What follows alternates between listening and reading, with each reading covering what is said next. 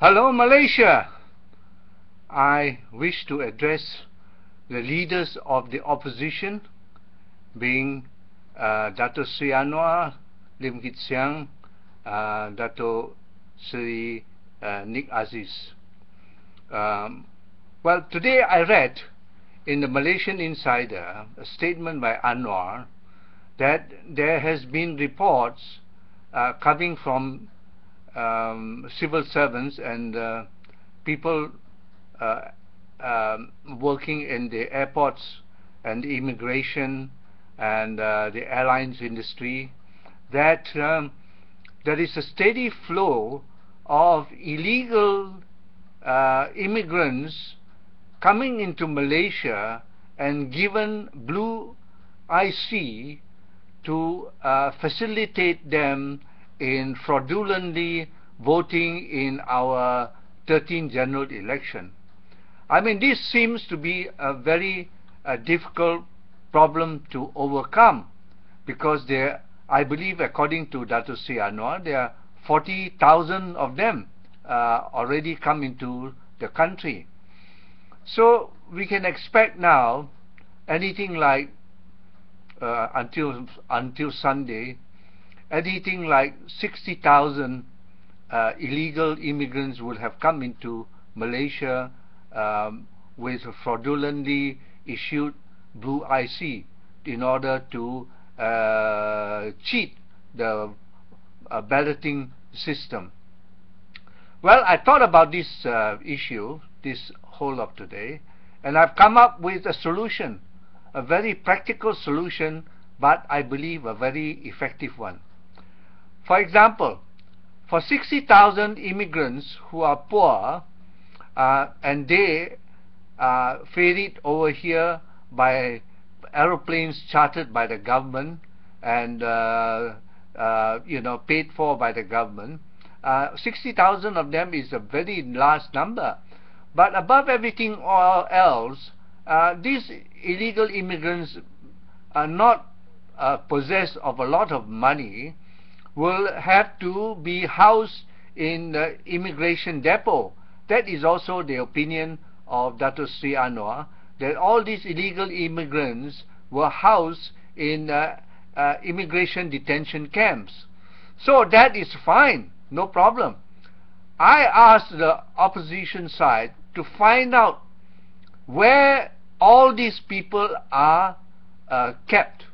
They can't be sleeping on the roads, you know. They've got to be kept in a secure place. So, to move 60,000 illegal immigrants, the Barisan Nasional people, UMNO, to be sure, will need organized transportation.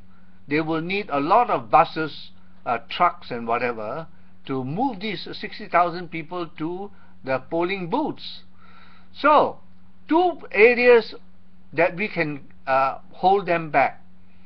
Number one, if we find out where they are housed, then I ask the opposition leaders to call out their people to vote very, very, very early in the morning.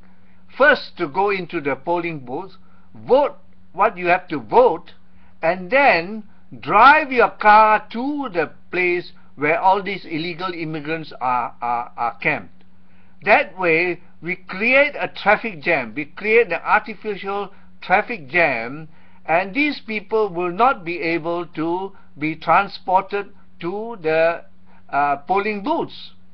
The other point where we can choke them off is this: when people have voted, when those people have voted, the legitimate voters who are supporters of the opposition, when they have voted, they will park their car and stand where they are around the polling booths. That way you create a blockage where other transportation for these illegal immigrants cannot come in. Say if, for example, they manage to smuggle through 1,000 or 2,000 or 3,000 of these people, they will need at least about five buses to carry them to the polling booths. Now, if they even get to the polling booth, and let's say the polling officers will, of course, aid and abet them to commit fraud, okay, let us say that they have done that, they voted there, but they cannot move these 5,000 or 6,000 to another polling booth. That way, the number of fraudulent voters that can exercise their voting rights will be limited to a very insignificant number.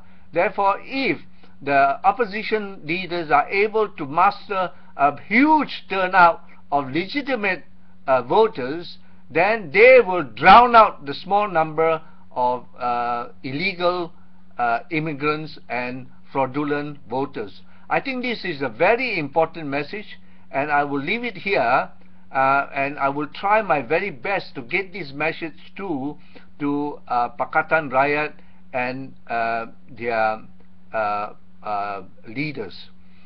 I hope any one of you who have listened to this tape get in touch with the Pakatan people and tell them what my message is.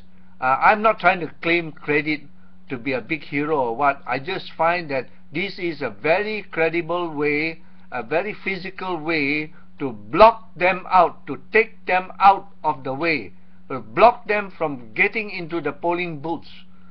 Thank you very much. Bye.